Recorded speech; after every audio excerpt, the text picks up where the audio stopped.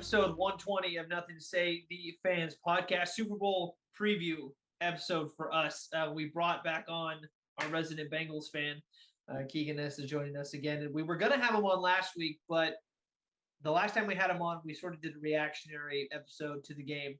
Now we're doing more of a preview style, which is going to be just as fun.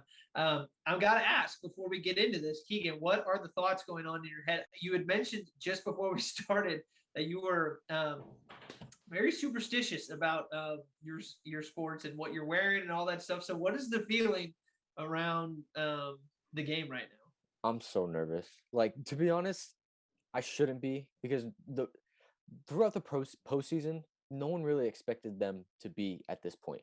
Like, I was telling my teammate who's at Penn State with me, but he's also a Bengals fan. Like, no one expected them to be here, so the pressure's not on them, which makes me as a fan feel a little bit better if they lose. But like, now they're in the Super Bowl. Like, now you have to, like, you're all in. Like, I'm so nervous for Sunday. But yeah, like you said, I'm superstitious. I've had that AJ Green jersey since probably 2014, but I don't wear it on game days. I'm superstitious. I don't wear jerseys on game days, no matter the sport. So I had to hang that up because it's been sitting in my closet, but I had to bring it out for Super Bowl week. What's the plan for Super Bowl Sunday? Are you gonna like watch with your family? Are there certain people not allowed to watch with you? Like, are they gonna ruin almost because you're gonna be into the game? This isn't just any other Super Bowl any other year. You're gonna be into it. Yeah, I gotta be careful with what I say because my mom's next door, but I typically don't like watching with other people, including my mom. But like last weekend, I watched it by myself. I was just screaming my head off when they played the Chiefs, just all by myself in my house. But yeah, my dad's a Bengals fan. That's kind of how I got into it. So I watched the first two playoff games with him. But this week, I'm actually going to Vegas. I didn't plan for this. Like, my mom booked this trip a couple months ago. My grandmother lives just outside of Vegas, and she wasn't able to come to my graduation in December, so we made a trip to go out and see her. And it just so happened to be Super Bowl weekend, and now the Bengals are in the Super Bowl, so we kind of blocked out all of Sunday just to watch the game. We don't really have plans like where we're watching it yet, but I kind of told everyone I want to be in a sports bar, casino, some sort of atmosphere where I can get into the game, because I know I'm going to be screaming and my emotions are going to be all over the place. I already know it. So we'll see. So both of you guys have now done something that I have yet to have, is I've never actually got to see my team at the Super Bowl. So Sam, when the 49ers were in the Super Bowl, is that sort of the same thing where you like, is the whole week just meaningless because you're just waiting till Sunday? Those 2 weeks leading up to the Super Bowl can feel like a lifetime. I mean, you almost just want the game to happen to get that anticipation over with. I think the Niners in 2019, when they played the Chiefs, I think that was a little different because the Niners came in as the number one seed, and like that was kind of the expectation. I mean, like you said, with the Bengals this year, I mean, this all is just gravy at this point. And I honestly believe that the Niners had such a good chance heading into that game because of how well they were playing. But when I was watching it I think I watched with like a bunch of roommates, and we had a bunch of friends over, but my eyes were glued to that TV the whole time. And then when the Niners gave up that giant lead, I was a mess during that whole thing. So it's really like, you can really feel all the highs of potentially leading the Super Bowl, and then all the good, like, grandeur that comes in with the introductions, and then your team's just coming in as here's the champion of the NFC, blah, you know, that whole thing. But then it could just lead if it doesn't go your way, and it's just, oh my gosh, like your heart just drops. And it's a crazy feeling, but it's a feeling that you want to feel as a fan, pretty much. Like, that is why we cheer.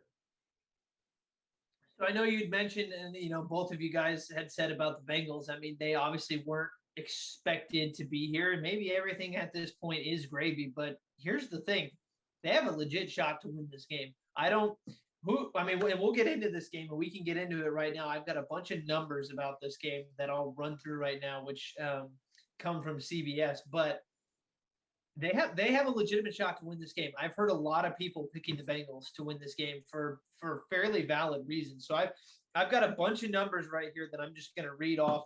And if there's one in particular that you guys want to stop and sort of talk about for a second, then we can.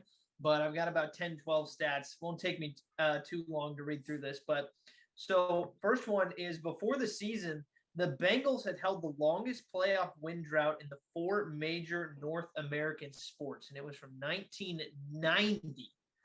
And they ended it, which Keegan obviously is sitting there nodding his head, and they turn it around and they get to the Super Bowl in their first time being back. So that was an interesting number. One about the 49ers. Who did they end that drought against? What was the team that they ended that drought against? Yeah, the Raiders. Well, did you? I'm gonna pretend I didn't hear that. So actually, the last time, so the Bengals have actually been to the Super Bowl twice. Do you know that they played the same team in those 2 Super Bowls, and it was actually the 49ers that they lost to in both of those cases? Didn't know that. So the Rams are now making their 5th Super Bowl appearance. Now they only actually have 1 Super Bowl win. However, they beat the Titans the year that they won. Now this is the first time in Super Bowl history that both teams have entered the playoffs as number 4 seeds. So top 3 from both conferences, not there. So I guess it sort of lends itself to the improbability of.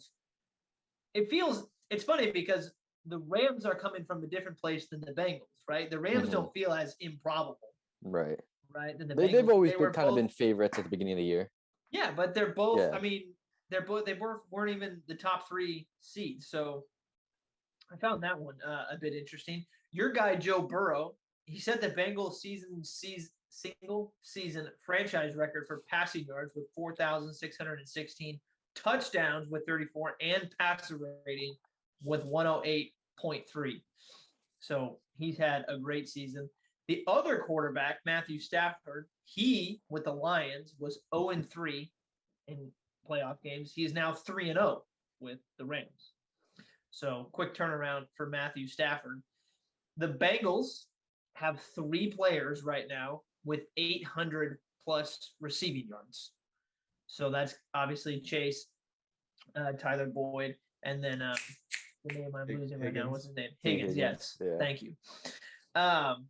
So in terms of the coaches, Sean McVay and Zach Taylor are the youngest pair of Super Bowl head coaches in the game's history. So that was an interesting. I saw that. That's pretty crazy. And Zach Taylor actually came from the Rams before he was with the Bengals. He was like quarterback's coach of the Rams. So it's kind of an interesting dynamic when they're going to play each other. And we think about how young Sean McVay is. He's already been there, and that was actually a couple of years ago. Yeah. So yeah, just a bunch of interesting things about the Super Bowl. A few more. So the Rams are currently, and this is as of 3 days ago. I don't know if the numbers changed. It very well could have. But as of 3 days ago, the Rams are currently favored by 4 points. 4 points in this game, which I don't know. We can talk about that line a little bit later. We'll make our picks. It's an interesting number. So the Bengals and Rams, they both finished with top 10 passing offenses this season. And conversely, the Bengals and the Rams both had bottom half defenses. The Bengals were actually 18th and the Rams were 17th. That was an interesting stat because in terms of the playoffs, both of these defenses have actually been really, really good. Yeah, those stats do kind of surprise me, especially on the defense. So, and then I just got a few more. So right now, Bengals running back Joe Mixon, he was 3rd this year in rushing yards. So he had a breakout season as well. I mean, so did the team. Trey Hendrickson, I just mentioned the defense. He finished 5th in the NFL in sacks. And then the last one that I have for you is that Evan McPherson right now is 16 for 16. Shooter. He's been lights out. This so far in the playoffs. And then also, side note, the Rams are officially the away team. Don't know if you guys heard that. Yeah. They're the away team, which I found really interesting. I don't know. It feels weird to just not have the schedule makers go, Can we just flip it? I mean, Do you think that's gonna? Well, I don't know if this is how it works, but since they're the away team, are they gonna get the home locker room in that stadium? Does that change it? Do you guys know? I don't know, but I don't know why they wouldn't get their. That's a good question. They I probably, think they're I probably think in they the away. alternate. They alternate every year. That's why. That's the reasoning, right? Like AFC, NFC, they alternate every Super Bowl. But yeah, That's that does interesting. stink. Yeah, because this is the second year in a row where this is at some team's home field Yeah. in the Super Bowl. So, Mhm. but That's I interesting. mean, That's a good point. yeah, I hadn't thought of that. but I I mean, don't I think. don't think it plays a role. I mean, we're talking about a $2 million or $2 They're billion probably both nice. stadium. I mean, they're Yeah. probably Yeah. pretty decent size. All right. So with all those numbers and everything going into this, Keegan, we'll give you the floor. This is your team. What do you think is going to happen? What are your thoughts on your boys taking on the Rams? How do you see it playing out? What do you Just want to everything. happen? Yeah. I want the Bengals to win first and foremost, Right. but By 30? Get By it over 30? quick. Yeah. So like I think what he's asking is, do you want a close game or do you want to blow out? I would love a blowout. But the way the Bengals have played, especially in the playoffs, every game has been close, except for the first half against the Chiefs. But like every single game, I think. Let's see, the first playoff game against the Raiders was what? Down to the last play. Yeah. Yeah, and then Titans won on the last second field goal. Mhm. Last weekend won in an overtime on a field Overtime. goal. So every game, I mean, even in the regular season, they've had a lot of games that were close, and especially against. I've watched a lot of the Rams this postseason, and they are like scary on offense. To be honest, their defense actually doesn't worry me as much as a lot of people think, just because they're so stacked on defense. But their offense, Cooper Kupp is a problem. I think he and Stafford. If you were to rank, like we talked about this last show, if we're talking about the connection between quarterbacks and their number one wide receiver in the NFL, you have Aaron Rodgers and Devontae Adams, Joe Burrow, Jamar Chase, and then Matthew Stafford and Cooper Kupp. I think you can make a really strong argument that Kupp and Stafford are number one, because I mean, Kupp's broken pretty much every receiving record this year, right? Yeah, pretty much.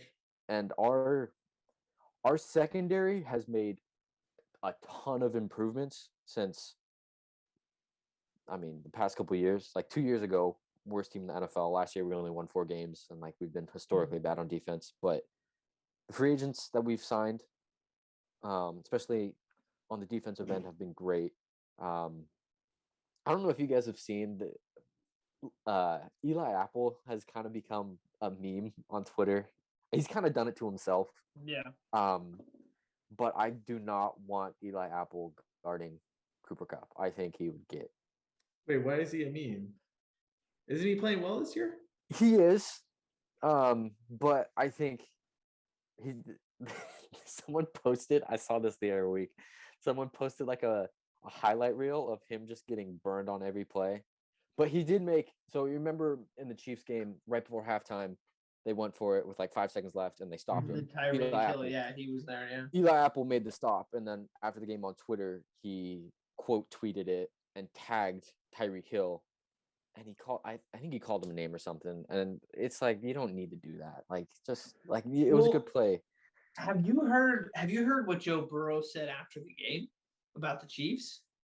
Well, So, maybe.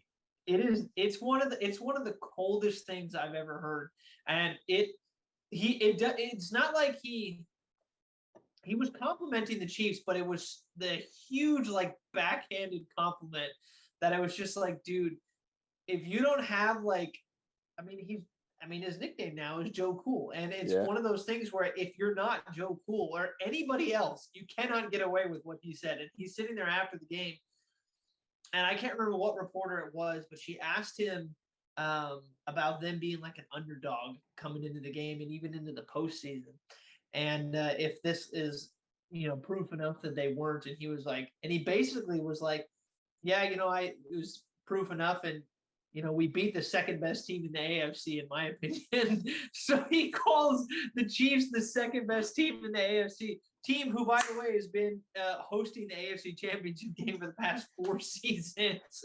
And he just goes, yeah, we beat the second best team.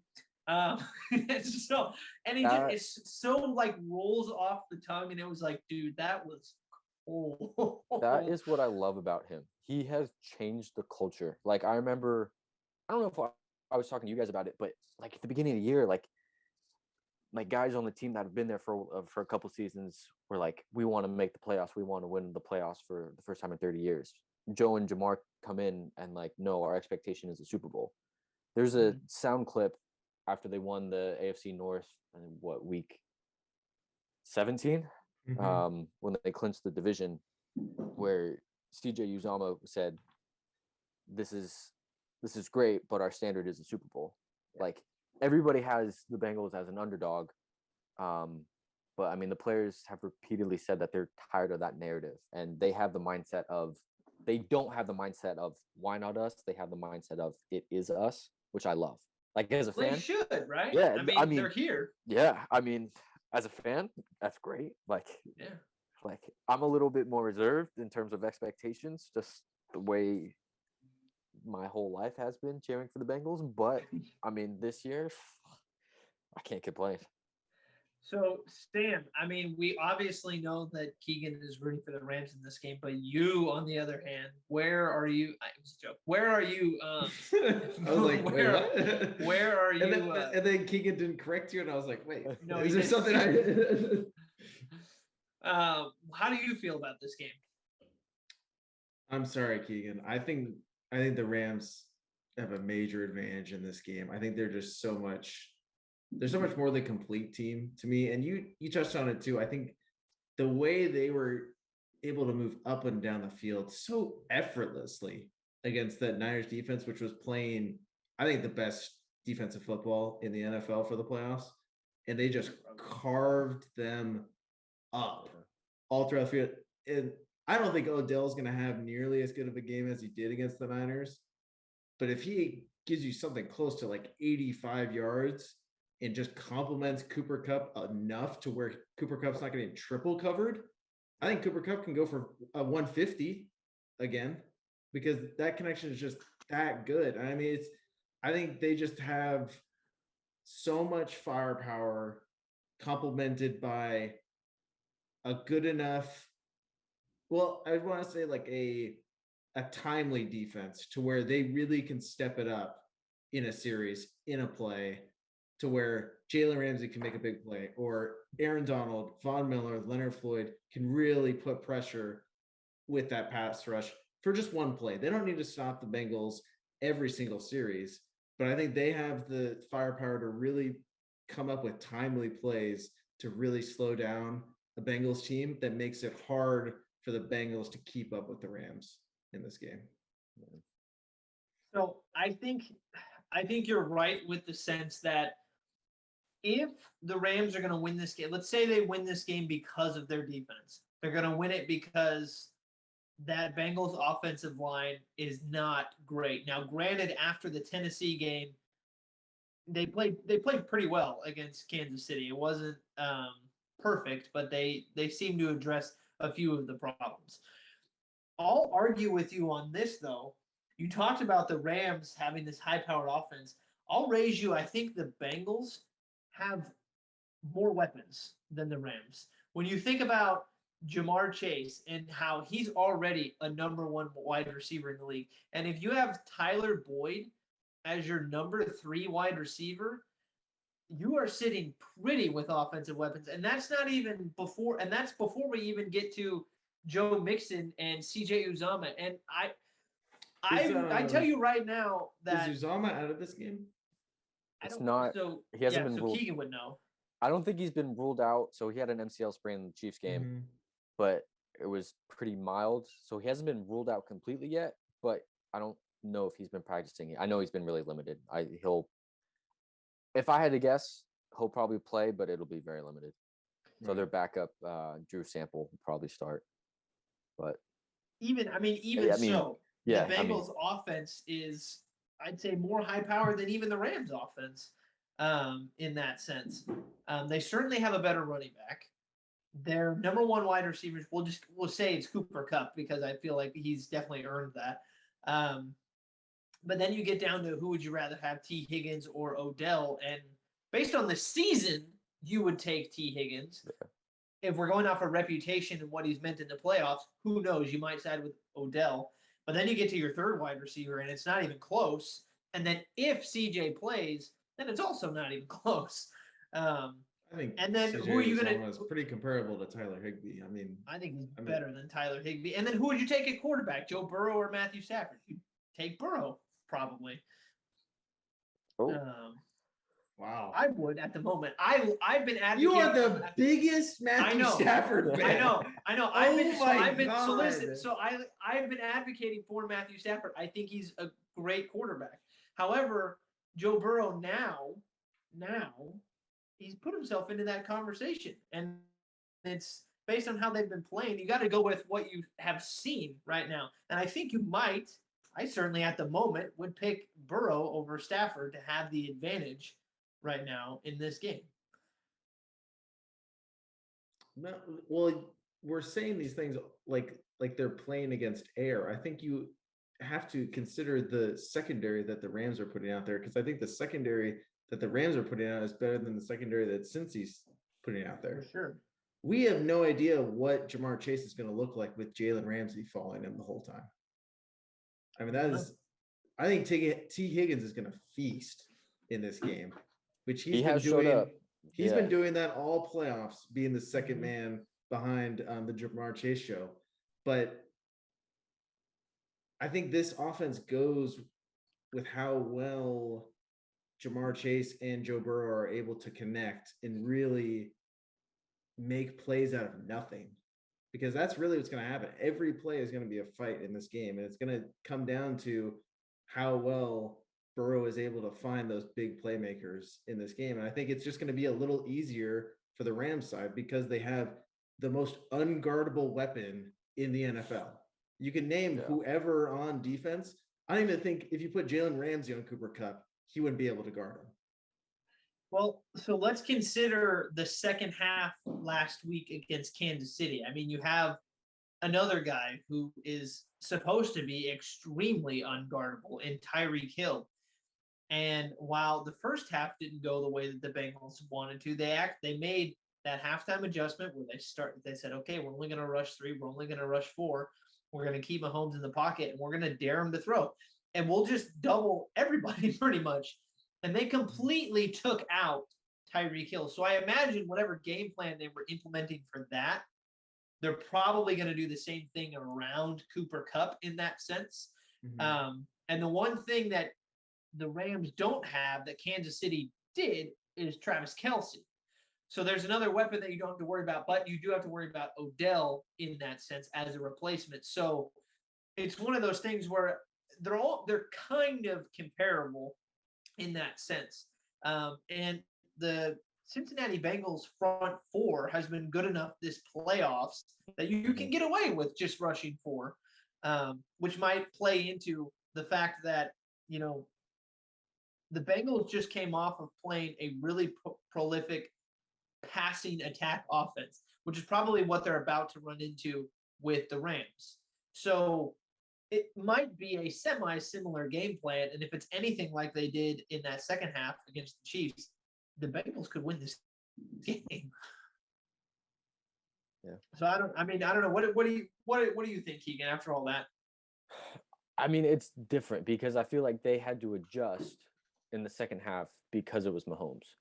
Like that entire first half, they were ripped to shreds because they were playing a pretty traditional 4-man rush and then zone, and then Mahomes was just taking everything underneath, or he would just get out of the pocket and run. Second half, they would only rush 3, spy with 1, and they would play man, and it made a huge difference. Like that second half was night and day. I think with Stafford, I don't think Stafford's probably as mobile as Mahomes, but knowing how McVay plays and how creative he can get, I feel like he's probably going to roll Stafford a lot, move him around. Yeah. OBJ, you think OBJ's throwing a touchdown this game? I honestly wouldn't be surprised if he throws a couple. Yeah. But yeah, I mean that's kind of the wild card. Like you don't really know what to expect with McVay, and that's kind of what scares me because like I feel like with Mahomes, teams kind of know what to expect with him. Like he's gonna make phenomenal plays and like things that are gonna blow your mind, but you kind of know what to expect at this point. With McVay, it's always you never know. And with our Bengals, I mean, Bengals defense plays with 5 in the secondary, which I think will help in this game. Um, but we'll see. I am a little nervous about that whole attacking or passing attack. But by the way, is Tyler Higbee playing? Because didn't he get hurt in the Niners game? He had the Is same he MCL injury is he coming that back for the Uzama Super did. Bowl? I actually I, haven't. I all I've seen is him and Uzama were both questionable, but I hmm, think his was a little more serious. was it? Yeah, than Uzama's because his was bad if you look at it. Yeah. If you saw the video of it, but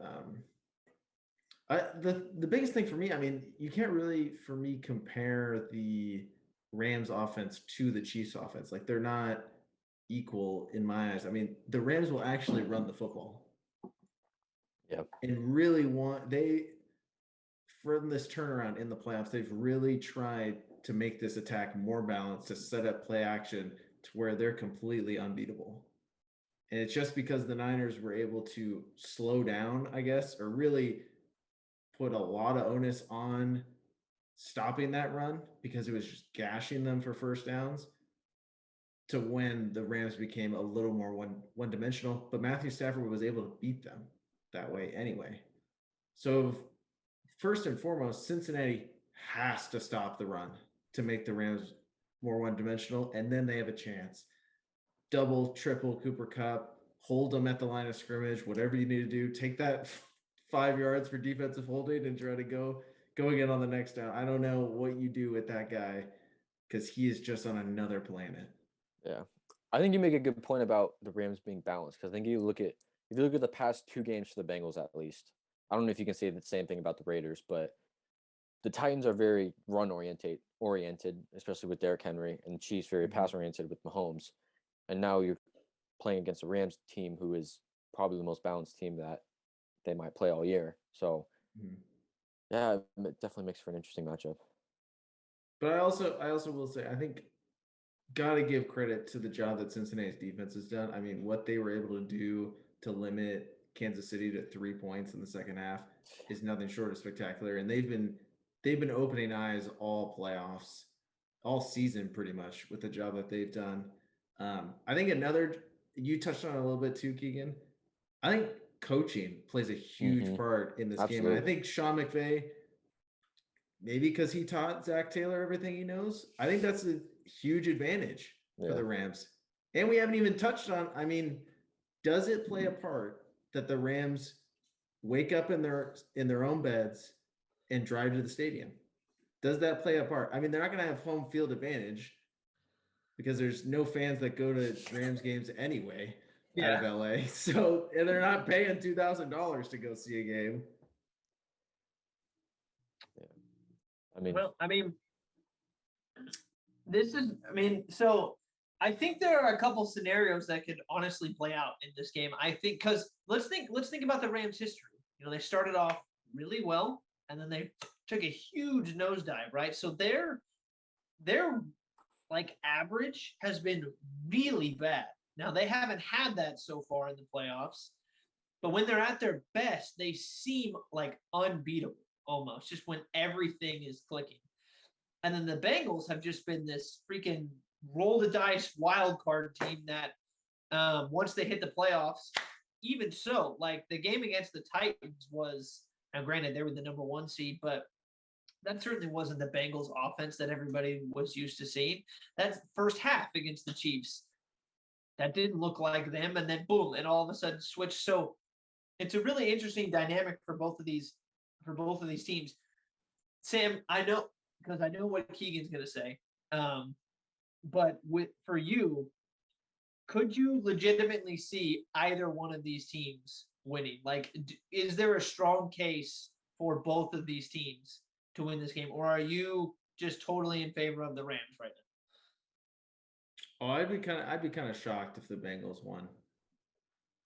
In all honesty, I think the Rams, in my eyes, are favored than more than 4 points.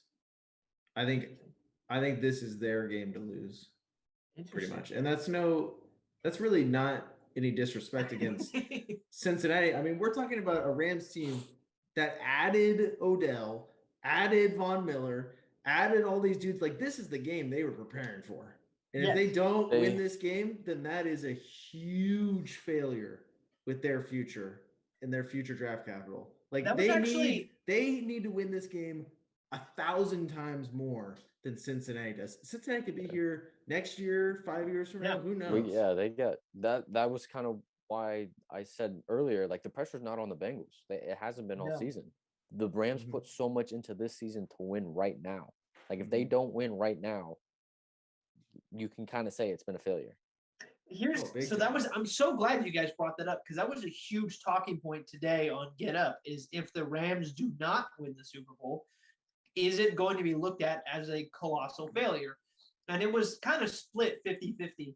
And one of the things that everybody always talks about is, how the Rams have sort of mortgaged their future for like right now. And they sort of went through the cap numbers. The Bengals have actually spent more money than the Rams. I did not realize how actual little money they've lost all of their picks, right? They don't have like a first round pick until like the year 4,000. I don't even know. I don't even think they believe in drafting in the first round anymore. But they actually didn't spend all that much money acquiring Von Miller and Odell. It's not as big of a cap hit, I think, as everybody sort of assumes. And that sort of took me by surprise. Odell, there's a good chance that he actually comes back this year, and I know next year. And I know Von Miller, they're talking about re-signing him too. So they may not win this year. They were built to win this year. But Stafford's going to come back next year. Odell might come back next year. Von Miller might come back next year. If they run it back next year, I think at that point, let's say that they don't win. Are we all saying that that's a failure this season? So I think, and Keegan, I think you already said it's a failure, but I think it is. I think for sure this team has been, because you traded for Stafford and you end up in the same spot that you were in with Jared Goff. Just from an optics standpoint, doesn't it feel like, oh man, like we thought we had the guy. This was the missing piece. We have him. He's playing at the best level we've seen him in his career, especially in the playoffs, and we end up still not winning. That's a huge deflating blow to this franchise. And I totally get the sentiment of, well, realistically, they have next year, they have the year after. But we're talking about Von Miller, aging star, probably already out of his prime. Aaron Donald getting older. Odell has injuries upon injuries on those legs. He's not getting any younger. Matthew Stafford isn't a young quarterback. And we have no idea if this team is going to be the same as it is right now. So you can't bank on following years. Like, think about Tampa Bay last year, how perfect of a storm that team was, and then how it completely fell apart this year and led to them having probably an early exit than most people thought. So you can't really bank on aging guys really holding up year after year. But here's the thing. So you talk about aging guys. I heard this as well. You know what team in the NFL got the most snaps out of rookies this year? It was the Rams. It was the Rams. Was it? I heard that stat and that blew my mind. Like prominent positions? But they didn't specify, but it was the Rams. And here's the thing. I think the way that I'm looking at this, and I might be cheating on the question, but who cares? If they don't win this season, and they go into next season saying that they keep pretty much everybody, they run it back, and they win the season after, then I think the season before that, yes, it'll be looked at as a disappointment, but the Matthew Stafford experiment would have worked in my eyes. If they lose this year and they don't get back, obviously, yes, that has to be a colossal failure. So I think about it in a vacuum this season. as soon as this season concludes, if they lose, do you think this season was a failure with what they were set out to do? I don't I don't This know because season, yeah. for me, I don't know if it's as straightforward as that because I think the reason why I think the Tom Brady's Super Bowl last year was one of those examples of everything just working so perfectly well. Like he was the perfect fit. They didn't get injured, and they just ran through pretty much everybody. It was a perfect storm. And to bring in a new quarterback with all these weapons, to also bring it to lose Robert Woods, and then to also bring in Odell halfway through the season, somebody who Stafford hadn't played with, and all of these other different moving parts for it to line up exactly when you wanted it to for the first season, a lot has to go right. So the fact that they made it, I think that should be looked at as a success, that it even worked so much so that it got them to the Super Bowl in the first year of this experiment. If we look at it in a 3-year window, if they don't win one, then you have to look back at it and say it was a colossal failure. But for everything to line up perfectly and for them to stay healthy and get here, yes, they have to finish the deal because it would make everything feel so much better. But failure feels like the wrong word. I don't know if failures, I think it would be a disappointment, but I don't think it's a failure. I think that's too strong of a word. I think that's fair. I think Tom Brady and the Bucks kind of disrupted our expectation of what a team can do in 1 year, like with that much of a turnaround in terms of player personnel. Like what the Bucks did last season was incredible, and I think to have the same expectation for the Rams, I think is a little bit unfair. So I think you do make a good point. So yeah, I think in the long term, I think it's a little bit early to judge because I think they could have potential for even next year. If they win this year, maybe even come back next year and win, repeat. Who knows? But hopefully they don't. Fingers crossed. But yeah, no, that's a good point. Do you feel that way, Sam? Or I think it is so hard to plan on making another Super Bowl. 100%. Especially with how competitive that division is. Arizona might get better this offseason. The Niners hopefully are going to get better this offseason. And the Niners already have this team's number. You have no idea if the Rams can even win the division next year. Like there is so many things that may go wrong for the Rams next season if they were to just say, hey, let's run it back. All it takes is one major injury. And then it's like, man, we really, really missed that opportunity in 2022. Like that just amplifies it so much more. So I think for me, the Rams have to win this game. If you go around and you mess around and let Joe Burrow win a ring in his second season starting, I think everybody in the NFL has to call up Sean McVay and the Rams organization and be like, what the heck are you doing? Tom Brady just retired, and you're going to let another guy come in and dominate this dang league. What are you doing?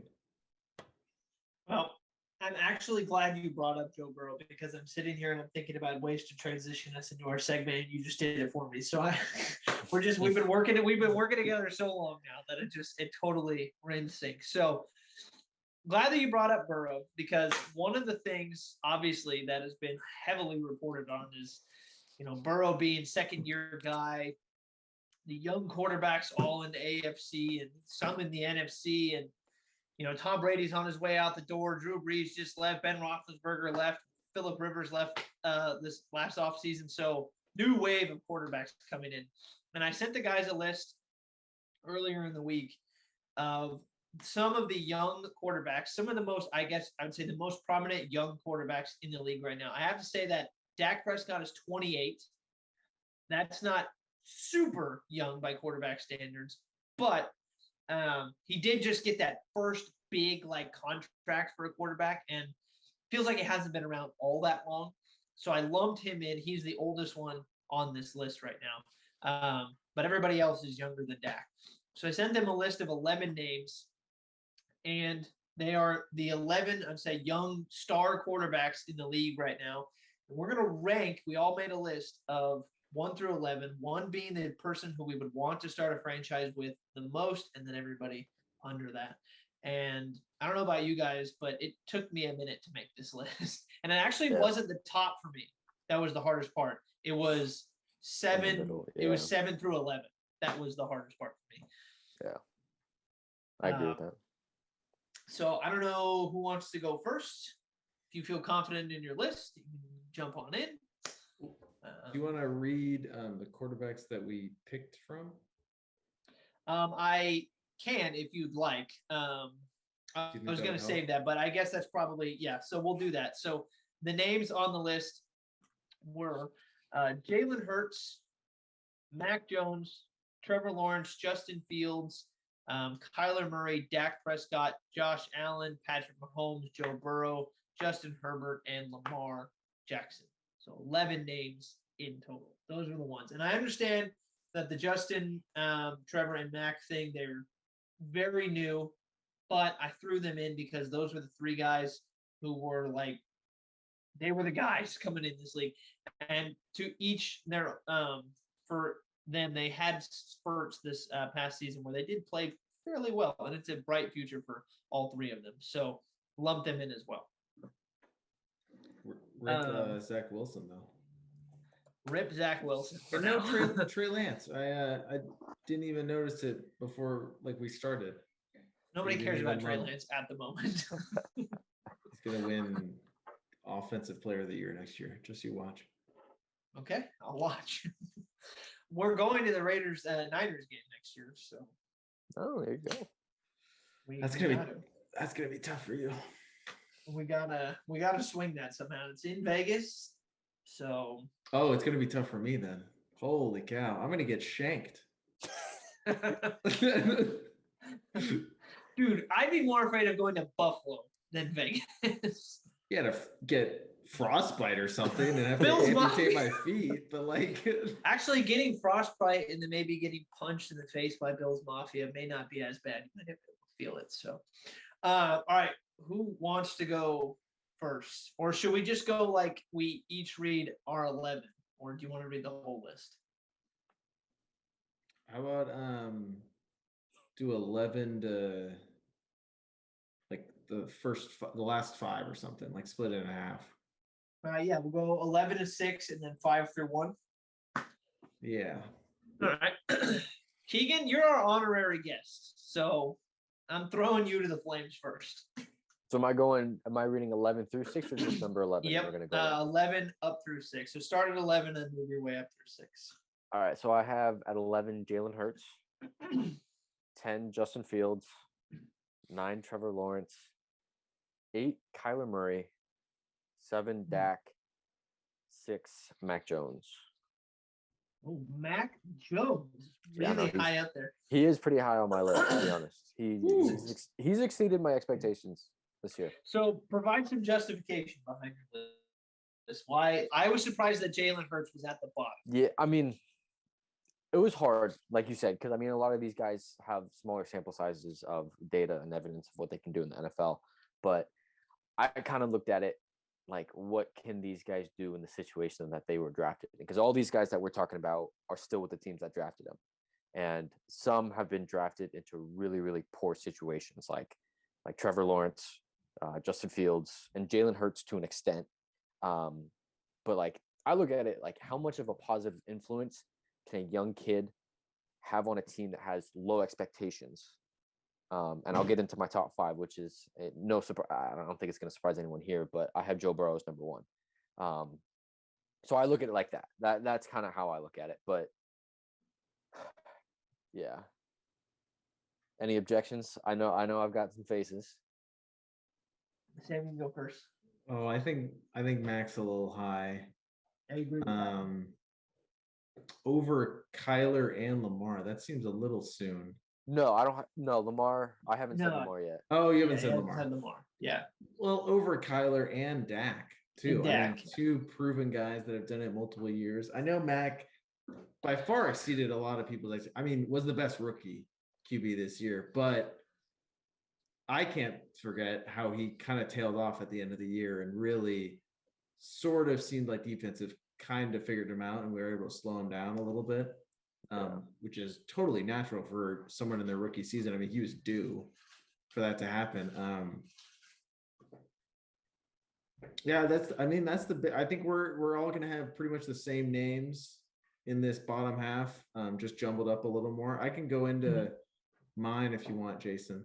Sure. Can I rebuttal what Yeah. Sam said? Yeah. The only reason why I put, well, not the only reason, but one of the main reasons why I put Mac over Dak and Kyler was I think Mac's ceiling in a system like the Patriots, and if we're starting a franchise, I would rather have him than Dak and Kyler, who we have a bigger sample size in a very good franchise with very good teams. And I don't think either of them have won a playoff game yet, right? So that's kind of No, Dak did. Dak has. Dak has. Yeah. Okay. Dak has. So Dak has, but Kyler hasn't. So that's kind of where I was at, where in terms of starting a franchise, their ceiling, their potential, I would want Mac. For sure. You're gonna hate my list. So mine starts off just like Keegan's. I put Jalen Hurts at the bottom. Poor Jalen Hurts. You guys suck. I followed that up with Dak.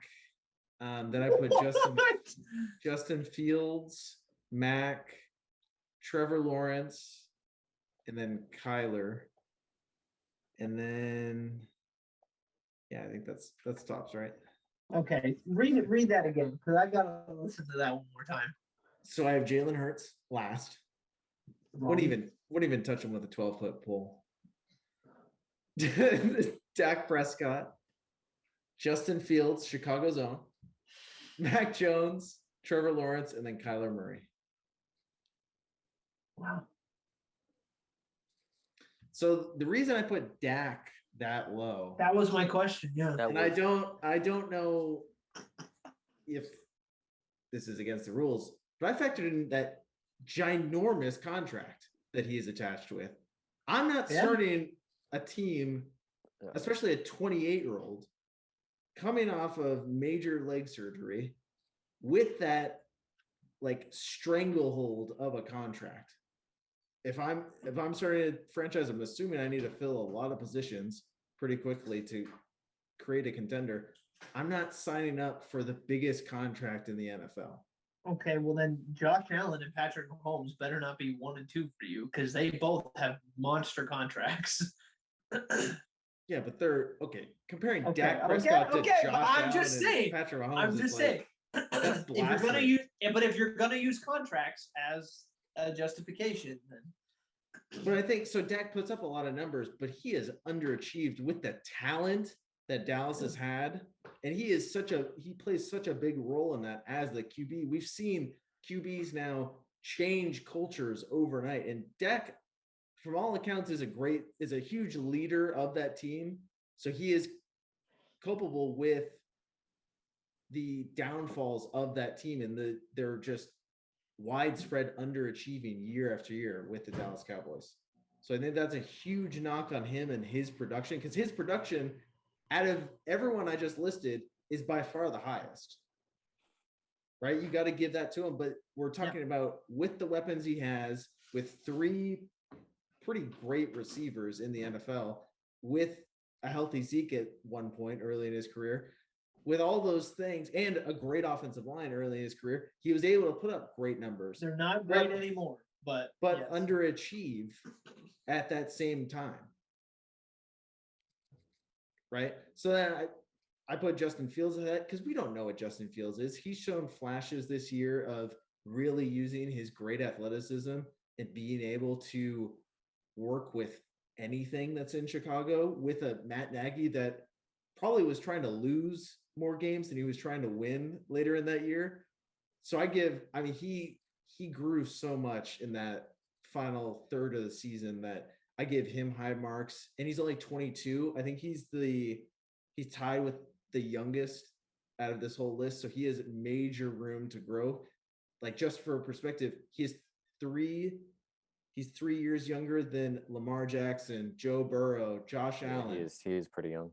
Could we see Justin Fields after 3 years really grow? Maybe not into those guys, but really grow into something really awesome in the NFL?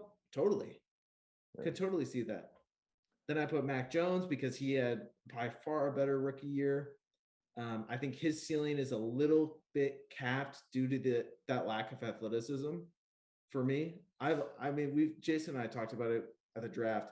I thought Justin Fields was going to be a better guy than Mac Jones, but Mac Jones has shown to be better early. Trevor Lawrence, still hold out hope that he can be that next Andrew Luck. Who knows? And then Kyler had a great year this year, but the worry for me is why are his seasons and his teams really coming up short in the second half of the seasons? I mean, this is 2 times in a row now to where his production has gone down and his team's play has gone down in the second half of the seasons. Okay, fair enough. So my 11 through 6. So wait, I'm sorry, Jalen. Yeah, go ahead. And Jalen Hurts sucks. That's why I put him at the bottom. Right. Okay. He does not suck, but I take Jimmy Garoppolo over Jalen Hurts right now.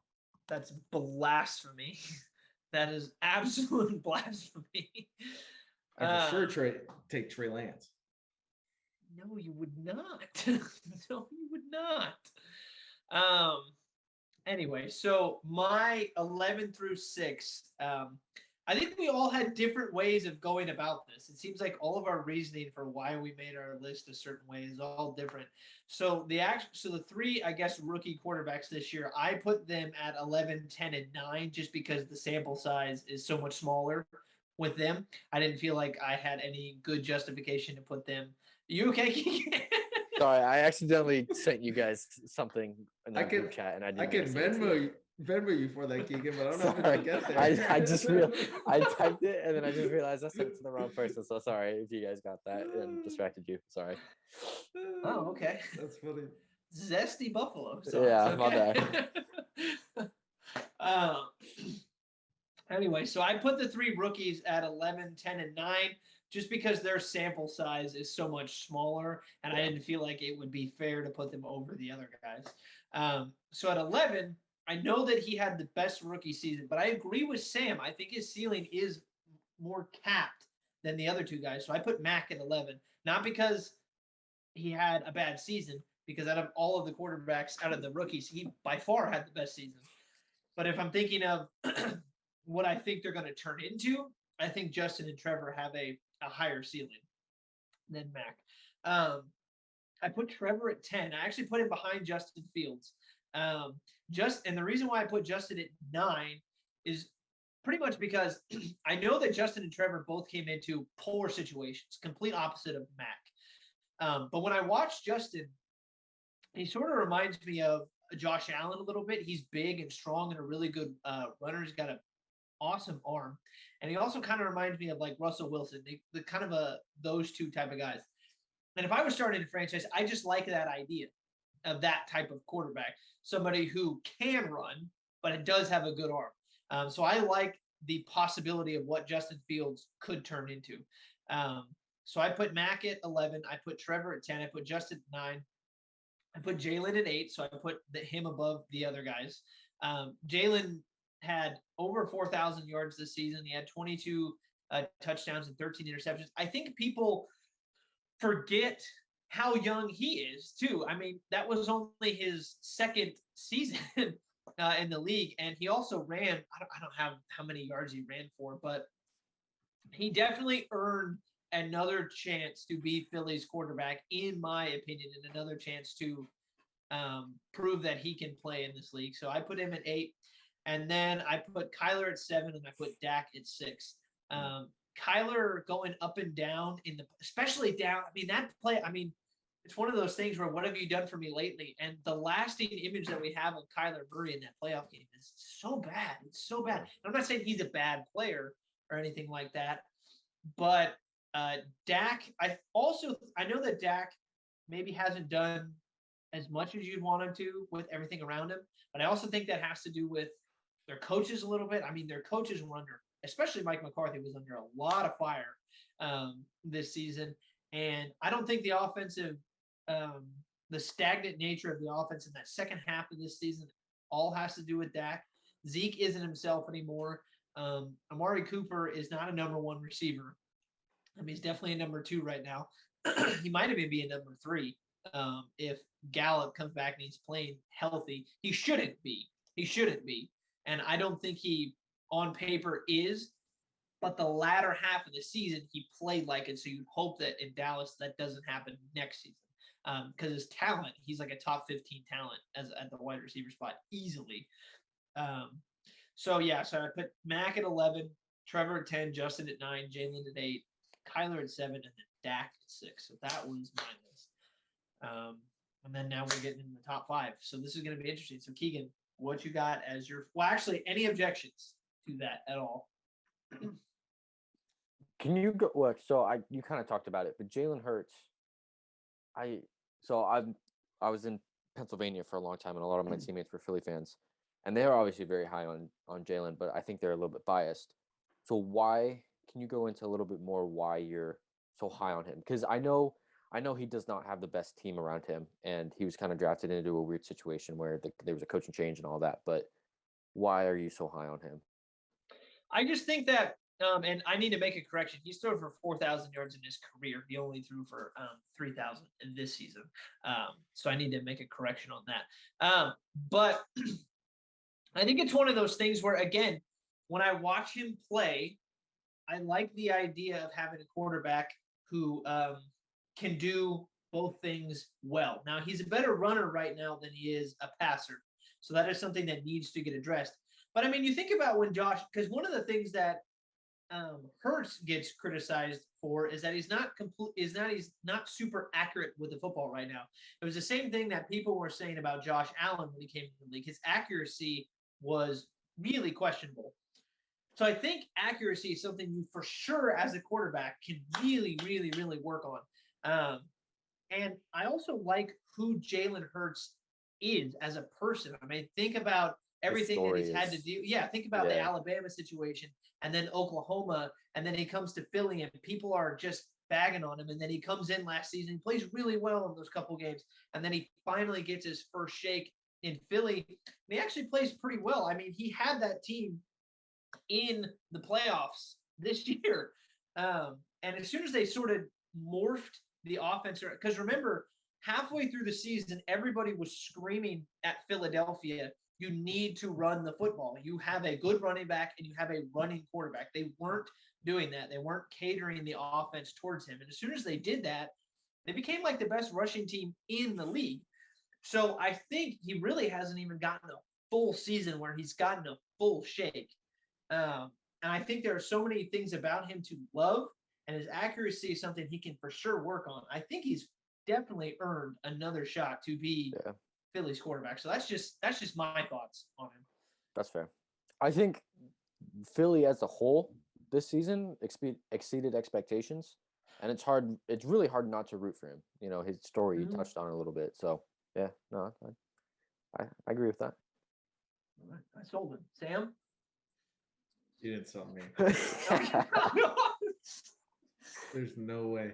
But you're holding out hope that he's going to improve in accuracy. I think it'll improve over time just as he becomes more comfortable within a set offense, improving at reading defenses.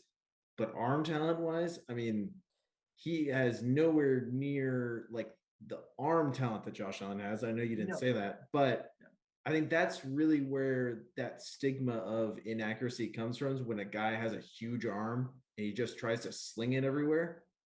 Jalen Hurts to me is a little more of like a Drew Brees type, where he's not going to almost throw it through a defense.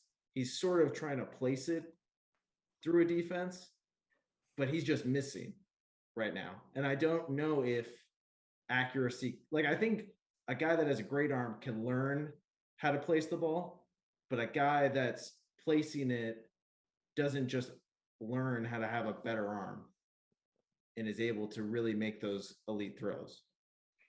Well, you can work on arm strength, but Philly also just needs a good number one wide receiver. They kind of don't really have any weapons. Well, they have Devontae Smith. They have Devontae. But you're right. Yeah, I forgot about that. But you're right. I literally had Eagles wide receiver pulled up because Jalen Reagor this season, I think, dropped more balls than he caught. He was under so much scrutiny this year, and yeah, so they do need more offensive talent. Yeah. I know Dallas Goedert is a good tight end as well. They have some weapons, and Miles Sanders is a serviceable running back right now. But yeah, again, I think. I mean, look at Mac Jones right now. Sam and I, and this is, I guess, just Sam and I, we both said that Mac Jones has the lowest ceiling, in our opinion, when it comes to the three rookie quarterbacks this past season. But look how well he played in the right situation. You get Jalen Hurts in an ideal situation, you never know. And you better be okay with Jalen Hurts because he's on your roster right now. Just a different version of him, and his name is Trey Lance. You have a very similar quarterback. No, it's not. No, it's not. Very similar. Very no, similar. It's literally not. How is it not? Trey Lance right now has a better arm than Jalen Hurts has. Okay, that's fine. I'm talking about the style in which they play. Yeah, because Trey Lance doesn't know how to throw a football. Oh my God. So that's not what you're misconstruing what I'm saying. Jalen Hurts, a guy that doesn't know how to throw a football, according to you, because he's comparable to Trey Lance. You're misconstruing what I'm saying. And but that's Jalen Hurts neither is here like nor there. 3 years older than Trey Lance. That has not. Okay, never mind. Don't come at the Niners. Never mind. Okay. You're gonna bend the Raiders over next year with Trey Lance. Okay. Anyway, Keegan, who is your top five? All right, top five. I'm gonna go 5-1. So at number 5, I have Lamar Jackson. 4, I have Justin Herbert. 3, Josh Allen. 2, Patrick Mahomes. 1, Joe Burrow. That's the next Joe Montana in Cincinnati. Yeah. Let's see. I don't really have. Our lists are actually fairly similar in the top 5. Everyone's top 5 is the same, right? We all have the same top 5. Yeah, should be same quarterbacks, probably a different order. Right. Sam, let's just read them all and we can talk about it. So Sam, who's your 5? Yeah, so I had Lamar at 5. I had Joe Burrow 4, Josh Allen 3, Justin Herbert 2, and Mahomes at 1. Okay, so I had the same 5 and 4 as Keegan. I had Lamar and then I had Herbert. And then the top 3, again, it was Burrow, Mahomes, and Allen in terms of who you were going to go with. And I really wanted to put Burrow at 2, but I just couldn't. So I put Burrow at 3. And I maintained this position going into the playoffs, so I couldn't back away from it. I put Mahomes at 2, and I put Allen at 1. I had maintained that I wanted Josh Allen over Mahomes going into the playoffs, and I felt good about that after that playoff game. Until obviously he didn't get a chance to get the ball. But so we all knew it was going to be those guys. Sam, where did you put Herbert again? Because I debated putting him above Burrow, but I couldn't do it. 2, baby, yeah. Just right behind the best quarterback in the NFL. Mm-hmm. What's the laugh? Nothing. So we all put Lamar at 5, right? Does that say more about the quarterbacks ahead of him, or does that say more about Lamar? What do you guys think? I think that says more about the guys ahead of him. I think they can really impact the game a little more. I'd be ecstatic if Lamar Jackson was my starting quarterback, just because he's able to control a game pretty much like no other player in the NFL. I just think if a game's tight, say you're down by 2 scores, I think those guys ahead of him are able to really bring your team back and get a win more so than Lamar can. Mm-hmm. I agree with that. I got nothing to add. That's a good point. Yeah. I agree. I think it definitely says more about the people in front of him. Here's the thing though. Here's what really one of the reasons why we were talking about this.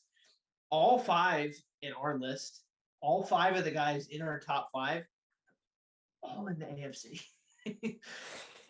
They're all in the AFC. And that's just insane. That's insane. The AFC is going to be loaded for a long time. And we're not even talking about another guy who we put on this list, Mac Jones. Yeah. Mac Jones is there. And oh, by the way, so is Trevor Lawrence. And Aaron Rodgers next year. Apparently. Wait, Steelers? No, Denver of all effing places. No, Tennessee. Oh yeah, there's that now too. But I actually like the idea of him going to Tennessee more than Denver. One, because it gets him out of the AFC West, but two, I that'd be a really interesting fit. But they're all in the AFC. Yeah. Those top 5 guys are all in the AFC. And Lamar is Lamar the oldest, or is Mahomes the oldest? Mahomes is the oldest. Okay. And Mahomes is like what, 26? Yeah. I think That's Joe Burrow is insane. actually older than Lamar. I think I remember someone saying that. Let's see. That's crazy. Let's find out. He is 25.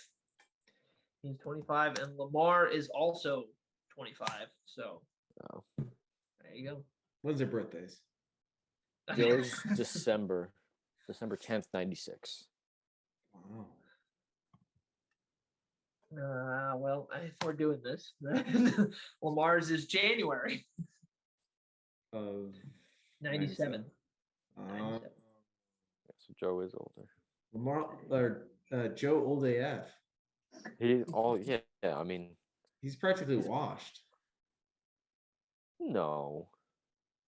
Well, think about it. His first year in college was 2015. So that was, That's nuts. and he redshirted. So And he We were- transferred. And then he we were transferred. sophomores in high school. yeah, that is actually kind of crazy. Wow, that was a long time ago. Oh yeah. That's a long time to be in college. That's okay. He's in the Super Bowl. Not everyone else on this list can say that. Nobody So cares. All right, so Keegan let's- gets super defensive in the Super Bowl. He's in the Super Bowl this year. all right, so let's just read through our list one more time. Keegan, just go 11 through 1, Sam, and then I'll do mine, and then we'll move on to our last. Wait, we're not even going to talk about how Keegan put Joe Burrow at number 1 over Patrick Mahomes, who's won an I'm MVP, not gonna- Super Bowl MVP, and a Super Bowl. okay, Hey, give and it. Joe Hey, Burrow talk to had me a- next week. Talk to me next week when the Bengals win and Joe Burrow gets MVP. This is the guy. While an while hour he's in ago, his rookie contract, since you brought that up, since But that was one of Sam- your criteria. He said, true. "I am He got you nervous there. about this game," and then he just doubled down. Talk to me next week, Sam. See me next week when Joe Burrow's MVP. If I have to have the same confidence that Joe Burrow has in himself, that's where I'm at right now. fair enough. Hey, And Joe you Burrow know- would put him at the top of this list. Yeah. I mean, he put the Bengals as the best team in the AFC. Exactly. So, Exactly. so all right, Keegan, hit me with your list. I got Jalen Hurts 11, Justin Fields 10, Trevor Lawrence 9, Kyler at 8, Dak at 7, Mac Jones 6, Lamar at 5, Justin Herbert 4, Josh Allen 3, Patrick Mahomes 2, Joe Burrow number 1.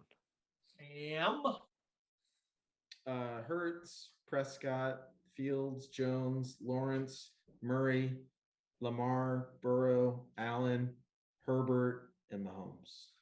Alrighty, and I got Mac Jones, Trevor Lawrence, Justin Fields, Jalen Hurts, Kyler Murray, Dak Prescott, Lamar Jackson, Justin Herbert, Joe Burrow, Patrick Mahomes, and Josh Allen. So that sort of rounds off our talk about all these crazy. Oh, I just started reading Keegan's text again. Sorry. I forgot it was there. So I have a little thing from ESPN that I wanted to bring in here because I thought these were really interesting, and I wanted to do a little segment on this at the end. So Mina Kimes tweeted out, this was way back in January. I was meaning to bring this on the show, and I totally forgot. But since we had Keegan on, I thought it would be a fun time to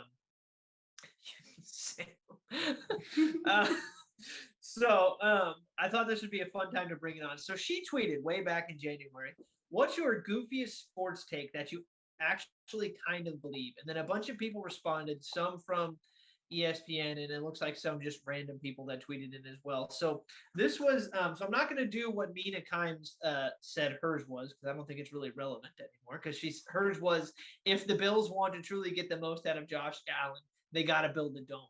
And then Josh Allen, plays in a super cold game and absolutely obliterates everybody. So here was one of the tweets, and I want to talk to you guys about some of these answers that were fun. So here was one of them. It says, an NFL team that dedicated themselves to perfecting a wide variety of trick plays and then running trick plays like 50 to 75% of the time would dominate. That was the tweet. Do we agree with that? I don't know about dominate. I think they'd be really exciting to watch. I think it'd be a really interesting like, idea. You can't prepare for that. Like, there's no defense in the world there's no defensive coordinator in the world that can plan for.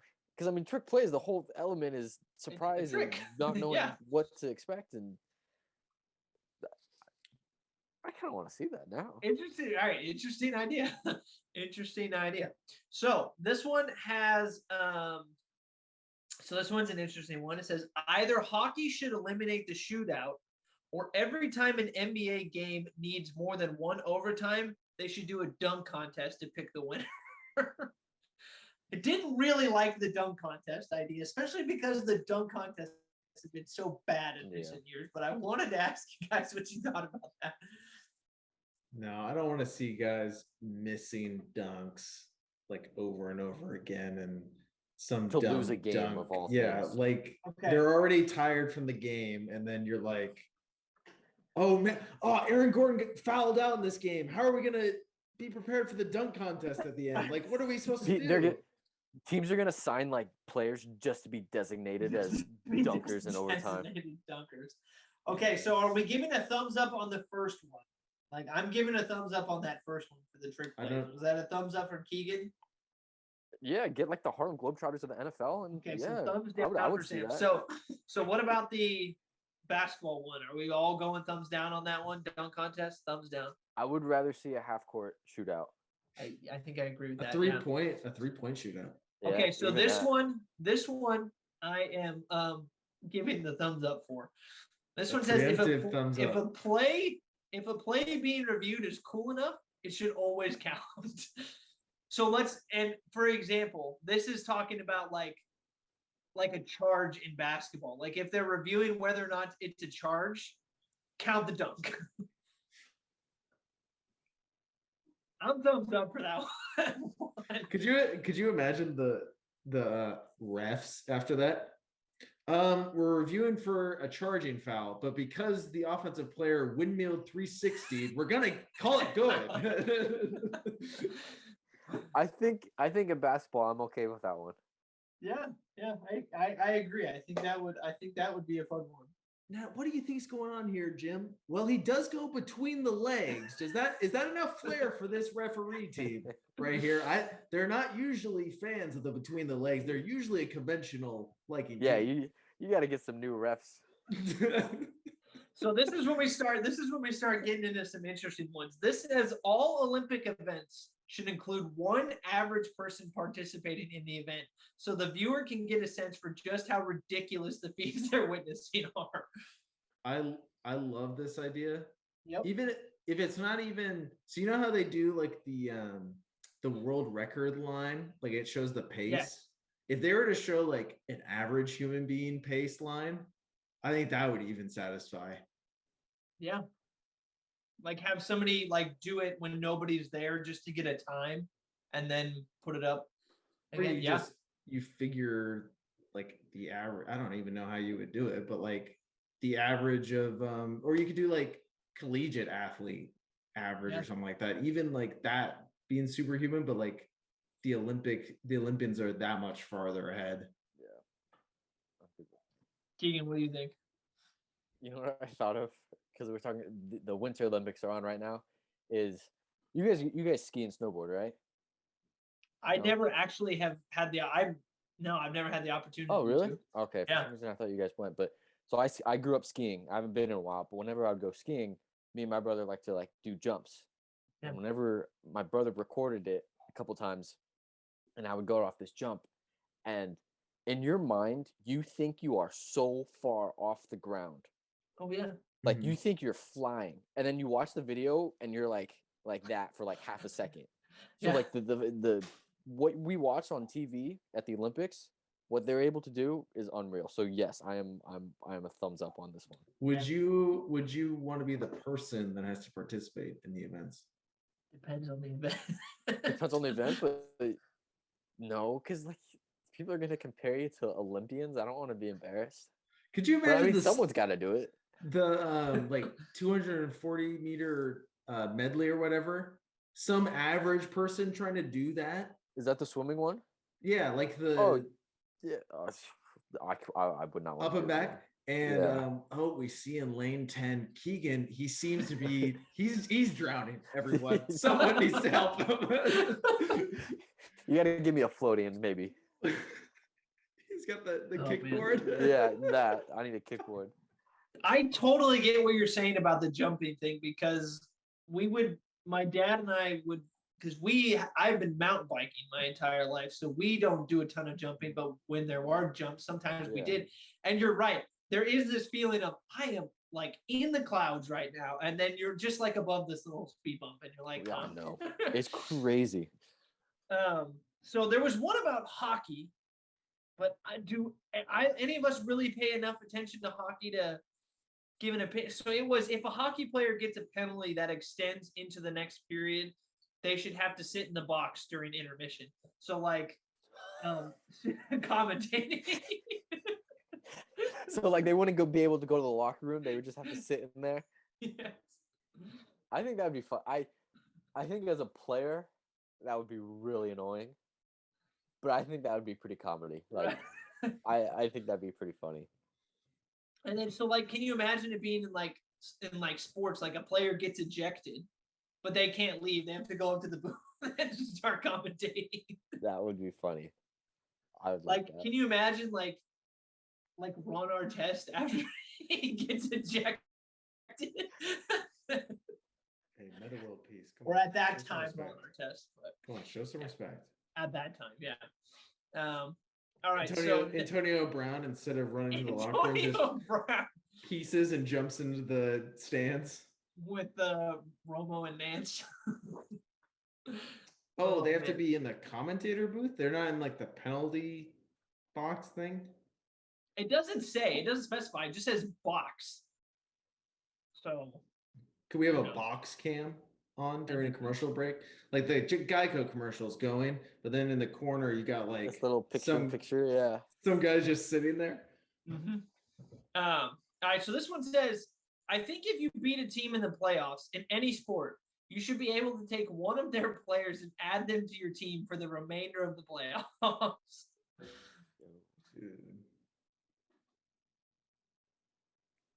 It's a game changer. Like, as a fan, I say yes. Like, I feel like in a lot of sports, I don't know if that would work. I don't know if it would either. I think the basketball would be, or baseball would be the most feasible ones. Yeah. But can you imagine like right now in the playoffs, like taking a quarterback from a team? That would be something. Yeah, the Rams with Jimmy Garoppolo. That would be unstoppable. But like the Rams, can you imagine like taking they don't need it. They don't need another wide receiver. They could take Debo, but I was gonna say Kittle. No, they'd take Debo. Dude, Debo could play freaking tight end, free safety. They do need a running back, right? Punter. I mean, a running back would be, but. So what are we going? Thumbs up or thumbs down with that one? No. I would like I think to I see gotta it. go. I think I gotta go down on that one. I would like to see it, but I don't think it would work very well. All right, so this one says every team should have a 7-footer on its roster just to try and block field goals and PATs. I'm down with it. You have like Nikola Jokic out there. Just standing in the back. I mean, it's another specialist. I mean, you have a long snapper, you have a holder. Why not a permanent field goal blocker or kick blocker? Yeah, I agree. I'm going up. I would like to see that, yeah. Yeah. All right. We only got 2 more. And this one's my favorite. This one is my favorite. This says each NFL team should only be able to punt 3 times per game, kind of like timeouts. Use them when you really need them.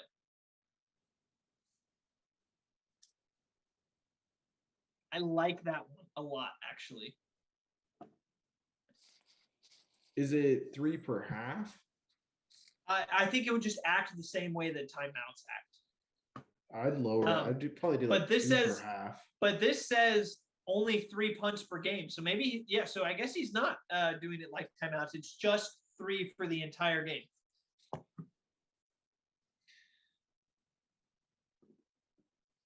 Like this would be cool in the playoffs because there's a lot of like really good offenses, but I can only imagine a Jets Jaguars game where realistically both teams are going to punt normally like 7 times, and then they can only punt a couple of times, and you just have just bad offense on 4th down where they're forced to go for 4th and 16 or something.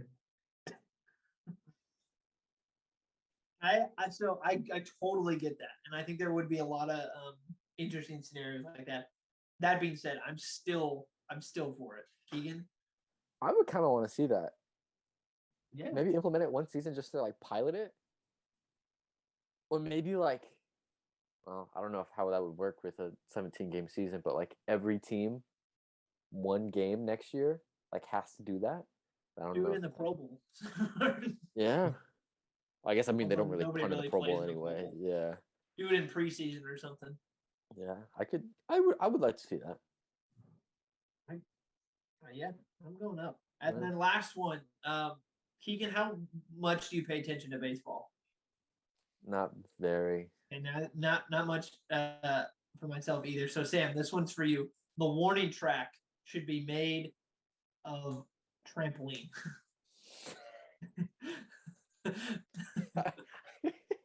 Bro, I mean, in Anaheim, with how Mike Trout was jumping for Robin. That's so funny that you say that, because look at the picture they put up. Mike Trout. There's probably trampolines under the warning track there. So that was it. Those were the games. I gotta say, I like the Olympics one and the punting one the most. Those are interesting. I never would have came up with those on my own. Mm-mm. Yeah, that's good. I think the Olympics one should be implemented tomorrow. I agree. I agree. Wait, can I say something though? Yeah. Because I feel like if I'm watching the Olympics and I watch an average person try and do an event and that person can't even complete the event, I feel like me on the couch watching, and I feel like a lot of people might feel like this, be like, he can't even finish it. I feel like I can at least do it. So I feel like it would kind of like work against the whole point of like the average person not like criticizing athletes. But I guess, I mean, it would, but I feel like it would make me want to do it even more. Yeah. Yeah. But I don't know. We'll see. I think it was a very interesting concept, and I would want to see it. Yeah. Yeah, it certainly got me thinking. So much so that I bookmarked it, and I was gonna bring it. I was saving it for a good time, and I'm glad we got to do it with a guest. So that was fun. All right, well, that'll wrap up our show. And the next time we meet, I'll tell you what, Keegan, if the Bengals win, you have free reign to come on for at least 10 minutes and just vamp gloriously about your team if you would like. Oh, you can throw all the shade back my way, Keegan. You can take 10, I'll 15, I'll remember 20 that. minutes and just talk about how Joe Burrow is the greatest thing since Joe Namath, and just say that everything about him is amazing, and Jamar Chase is going to run for president and all that stuff. Works for me. Tom Brady was running for president. I don't know. But if they lose,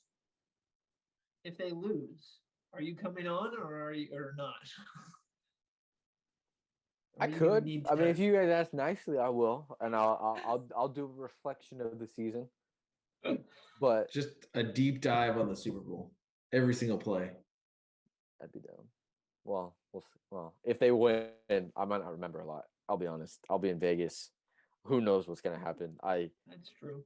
Depending on when you guys record next week, if you guys want me on, I might still be in recovery. If they That's win, true. you're gonna rewatch the highlights 50,000 times before we would get you on the show. I'm gonna memorize every play game by game like Sean McVay can. So for the rest of my life, you can say a quarter and a time on the clock, and I'll know exactly what play it is. I feel like that's gonna be the rest of my life if they win. Okay, fair enough. Then you hear Joe Burrow, you got a lot riding on this game. Yeah. Also, by the way, I just want to say, you guys seen those clips of like Sean McVay remembering like random, Yes. like he has like a photographic or photo, what is it? Photograph, what is it? Mhm. Photographic memory. Mhm. I think that's so cool. I'm so jealous of that. I feel like as a coach too, you have such an advantage with that. But It's funny. He'll so he has that podcast, right? The Flying Coach podcast. does he? And I don't know. Yeah. And he like interviews a bunch of other NFL coaches. And a question he asks every coach is like, what's the one play that you've called that immediately has like backfired that you like instantly regret? And pretty much without fail, the other coaches will like, oh, there's like one call, like it turned into an interception. But like, what about you? Then Sean will be like, well, it was this game, second quarter, time on the clock. It was this play. I thought this so and so was going to happen. Happens every podcast that he brings up a new play, and he can tell you probably every person that's on the field at that point and what was supposed to happen. It is insane. That dude is a genius. It was pretty crazy. Well, we'll see if he can win it this weekend. Certainly going to be a fun game to watch, and yeah, I'm looking forward to the game. I don't know if it was it was funny because we had mentioned we didn't know if it was the Super Bowl that the NFL wanted in terms of marketing, but I actually think it really did work in their favor because of the overwhelming love that Joe Burrow and the Bengals are getting right now from the public. So I actually think it worked out just fine for them. So Bengals, Rams, Super Bowl 56 in SoFi in LA, and the Rams are not the home team. So this is going to be fun. This is going to be a lot of fun. So Keegan, enjoy the game. Hope it goes well. Final picks. So we know that Keegan's picking the Bengals. Sam, you got the Rams. Yes? Yeah, but for Keegan's sake, I hope the Bengals win. I really don't have it. I don't care who wins this game. But as long as someone's happy, hopefully the Bengals win. I have gone back and forth on this game the entire week. Let's go Bengals. I know that I shouldn't be rooting for them because they beat the Raiders, but I'm enjoying listening to Joe, and the whole thing about them being this team that nobody expected. It's like, you know what? It's hard not to root for them. They're here, so finish it. Yeah. You're going up against a team that nobody thinks you're going to win against. Go finish it. Turn Cincinnati around like that. That would be a cool story. So I picked the Bengals. All right. So as if my pick's going to sway the game. Guys, you hear that? Jason picked us! Oh, man. All right. Enjoy the game, everybody. We'll talk to you all next week. And thanks for sticking around. We'll see you next week. Good luck, Keegan. Thanks, man.